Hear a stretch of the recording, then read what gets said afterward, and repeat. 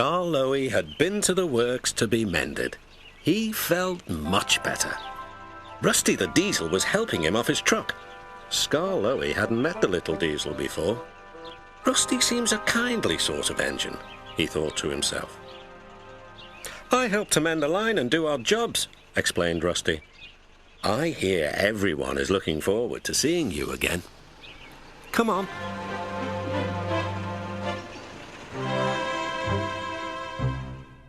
Peter Sam was feeling depressed. He was still getting over his accident, but he wanted to start work again. The Fat Controller wouldn't let him. Another day's rest will do you good, he said. Besides, I've got a surprise for you. For me, sir? How nice, sir. What is it, sir? Wait and see. The surprise was Skarloey. Oh, said Peter Sam, I'm glad you've come home. They lit Skarloey's fire and he sizzled happily. I feel all excited, he said, just like a young engine. Now, tell me all the news. I see you've met Rusty, said Peter Sam. Yes, I like that diesel. So do I, replied Peter Sam. It's a pity Duncan doesn't.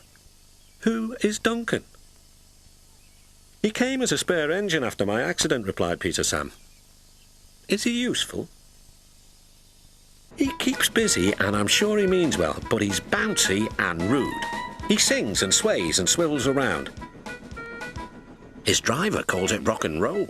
I understand, said Skarloey gravely. His driver interrupted. Duncan has done it again. He's stuck in a tunnel. Come on, old boy. We'll have to get him out. Skarloey was pleased. He wanted a run and looked forward to meeting Duncan. They found the guard's van and some workmen and hurried up the line. How nice and smooth the rails are, thought Skarloey. They've mended all the old bumps. The little diesel helped do that. What a difference Rusty's made to the line.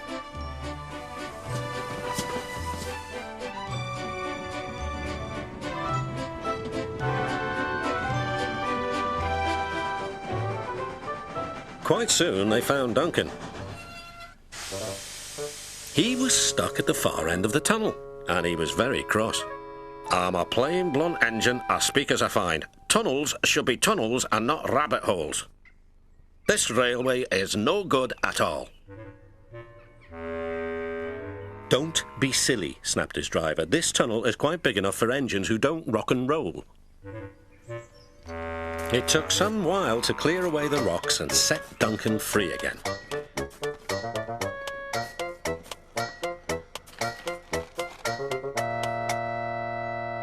At last, Skarloey was able to push Duncan and his coaches safely through.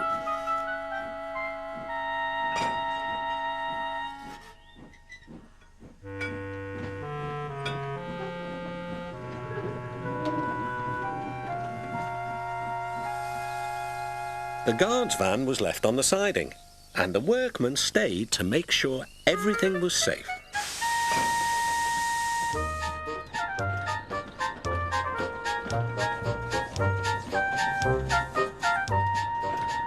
Duncan grumbled all the way home, but Skarloey paid no attention. Later, the Fat Controller spoke severely to Duncan. Listen to me. There is nothing wrong with that tunnel. You stuck in it because you tried to do rock and roll. Tunnels are not dance floors, and you are not a pop star. Then, the Fat Controller gave his full attention to Duncan's funnel. If it happens again, he ended, ominously, I shall find ways to cut you down to size. In other words, your career is on the line. Need I say more? Duncan thought the Fat Controller had said quite enough, and he remained completely silent and still for at least the whole evening.